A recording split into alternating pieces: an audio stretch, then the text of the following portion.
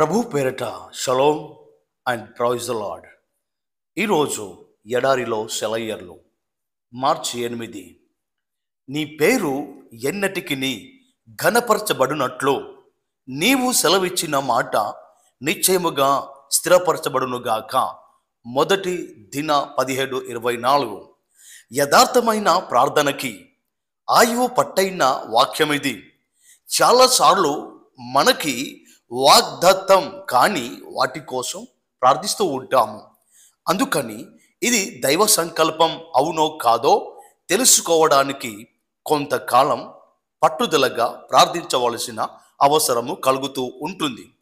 అయితే కొన్ని సమయంలో మాత్రం మనం అడుగుతున్నది దేవుని చిత్తానికి అనువైనదే అన్న దృఢ నిశ్చయము కలుగుతుంది. దావీదు జీవితంలో ఈ ప్రార్థన అలాంటిదే. బైబిల్లో ఉన్న ఒక వాగ్దానాన్ని తీసుకొని దాని కొరకు వాదించడానికి ప్రేరేపణ కలుగుతూ ఉన్నది. దాంట్లో మనకు సంబంధించినదేదో ఉందనిపిస్తుంది.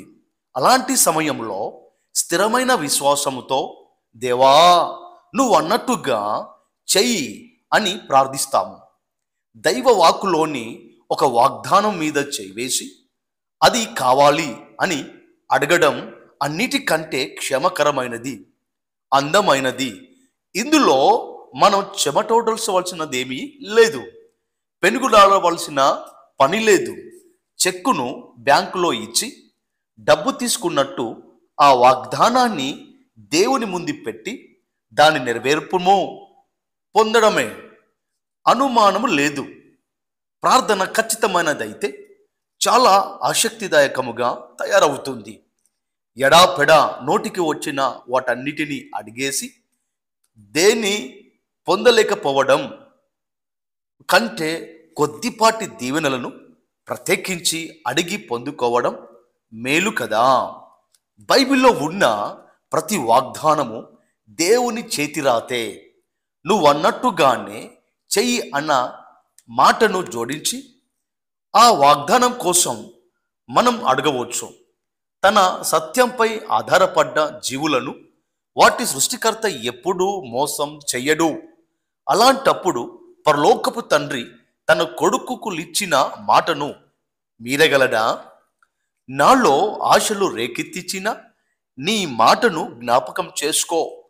ఇది ఫలితాలను ఇచ్చే ప్రార్థన. దీంట్లో 2 అంశాలున్నాయి. ఇది నీ మాట, దీన్ని నిలబెట్టుకోలేవా? దీన్ని నిజం చేసే ఉద్దేశం లేకపోతే అసలు ఎందుకు అన్నావు? దీంట్లో నేను ఆశ పెట్టుకున్నాను, నువ్వే నాలో కల్పించిన ఈ ఆశను వమ్ము చేస్తావా?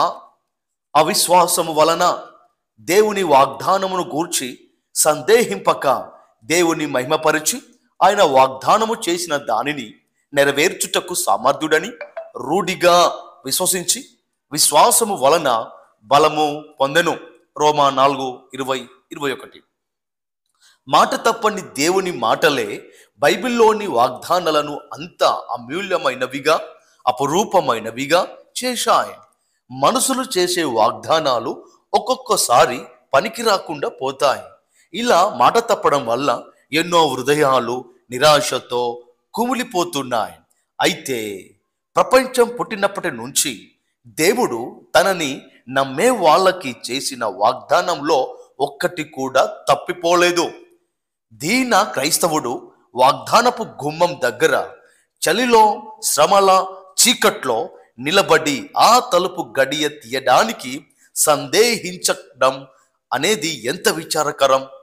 అతను నిస్సకోచముగా ఆ తలుపు నెట్టుకొని లోపలికి వచ్చి తండ్రి ఇంట్లో ఆశ్రయం పొందాలి.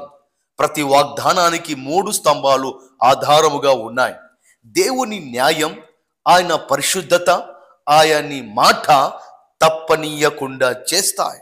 ఆయన కృప, వాత్సల్యం ఆ వాగ్దానాలను ఆయన మర్చిపోకుండా చేస్తాయి.